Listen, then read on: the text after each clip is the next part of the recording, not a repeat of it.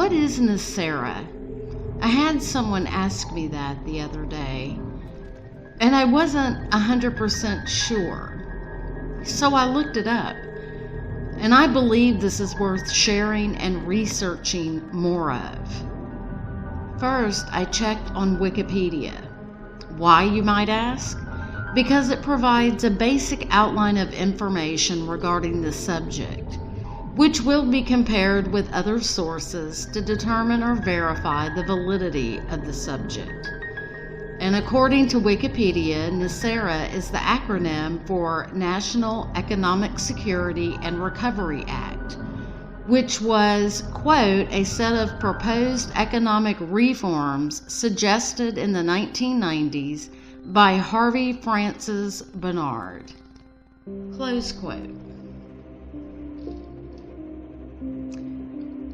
These reforms, quote, included replacing the income tax with a national sales tax, abolishing compound interest on secured loans, and returning to bimetallic currency, and would result in 0% inflation and provide a more stable economy.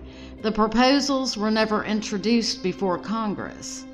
Nesara has since become better known as the subject of a cult-like conspiracy theory promoted by Shani Candace Goodwin, doing business as Dove of Oneness, who claimed that the act was actually passed with additional provisions as the National Economic Security and Reformation Act, and then suppressed by George W. Bush administration and the Supreme Court.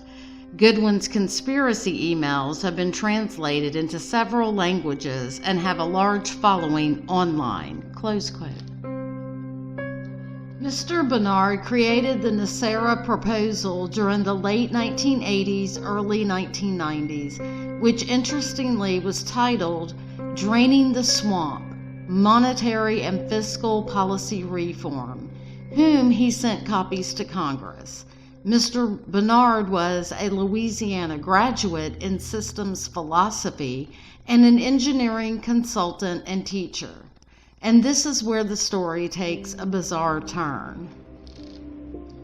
Quote, soon after Barnard released Nesara on the internet, a user known as Dove of Oneness, who is the Shani Candace Goodwin, a former student of the Ramtha School of Enlightenment, referred to in the media as a cyber cult queen. According to Goodwin's website, the Nesara bill languished in Congress before finally being passed by a secret session in March 2000 and signed by President Bill Clinton. It is claimed that the new law was to be implemented at 10 a.m. on September 11, 2001, but that the computers and data of the beneficiaries of the trillions of dollars of prosperity funds were destroyed on the second floor of the World Trade Center towers in New York City during the terrorist attacks. Supposedly, an earlier gag order issued by the Supreme Court had prohibited any official or private source from discussing it under penalty of death. Goodwin referred to white knights, most of them high-ranking military officials, who have since been struggling to have the law implemented despite opposition by then President George W. Bush. Goodwin allegedly believes and purports that Bush orchestrated the September 11, 2001 attacks and the Iraq War as distractions from Nesara. Goodwin's description of Nesara goes far beyond Barnard's proposal by canceling all personal debts, abolishing the IRS, declaring world peace, and requiring new presidential and congressional elections. Goodwin often claimed that Bush officials were attempting to hack into and bring down her website to prevent her from publicizing the law. Close quote. If that isn't strange enough, other developments alleged here range from an imminent large-scale UFO visitation by aliens, 2 interdimensional beings who are helping behind the scenes to get Nesara announced, to Nesara linked to malevolent reptoid aliens who control the U.S. government. Utah and the Netherlands are where Nesara groups are known to exist and have made their presence known to the press. There is much criticism associated with the Nesara. For a deeper dig, you can check the links I have provided and research for yourself. My intention is to just bring situational awareness to topics or subjects brought to my attention. There have been comparisons to a cult associated with Nesara. Once again, these are not my personal beliefs. I'm just reporting what I have found on the subject.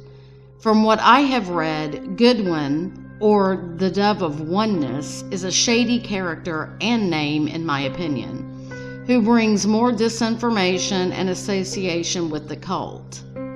It goes on to say, quote, according to the documentary, Waiting for Nesara, the claim was also made prior to March 2003 that George Bush was planning the war with Iraq only to further delay the Nesara announcement.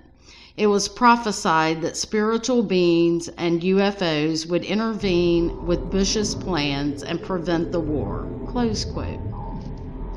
Now my research has taken me to change.org. Quote, in early 1993, the U.S. Supreme Court ruled on charges by the Farmers Union that banks in the U.S. were fraudulently foreclosing on farm mortgages and that the U.S. government was in collusion with these banks.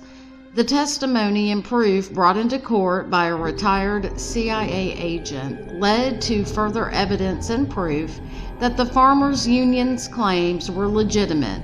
It also led to evidence the income tax amendment was never properly ratified by the required number of states, and therefore income taxes were unlawful. The article goes into a lot more detail, and I highly recommend that you read it in its entirety. But to summarize here, they go on to say that Nesara was to be enacted because of the fraud perpetrated by the Federal Reserve on the American people.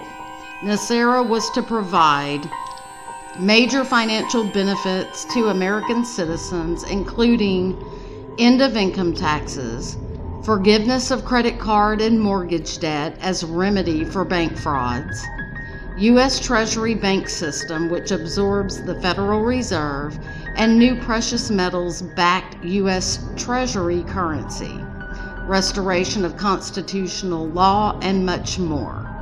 Many bank presidents and senior stockbrokers have privately confirmed to close personal friends that they have been briefed about the U.S. Treasury bank system. Close quote. There are other mentions of Nesara on the internet, but most of them follow along the same lines I've already mentioned. It is also referred to as Gesara, and this is only a few descriptions. In my personal opinion of this topic, so far from what I've read, I agree with certain parts of it and disagree on other parts. There is a lot of information to sort through which I have not completed yet, and therefore cannot provide full summary on. However, the topic is making its rounds online, and as expected, there are many varying opinions on it. Which leads to the biblical aspect of this, the year of Jubilee. The Bible specifically mentions this, but what is it? Well, the first place I came across this was, not surprisingly, at church. And I'm going to give 3 different biblical references here that you can go and read for yourself. They make specific mention of canceling of debts and restoring of your land and things like that. The Jubilee is mentioned in Leviticus chapter 25, verse 4. It is also known as the 7th year, which is specifically mentioned in Deuteronomy chapter 15, verses 1 through 3, and also known as the Sabbath laws, which you can find in Exodus chapter 23, verses 10 through 13. And yes, I believe this is going to be biblical.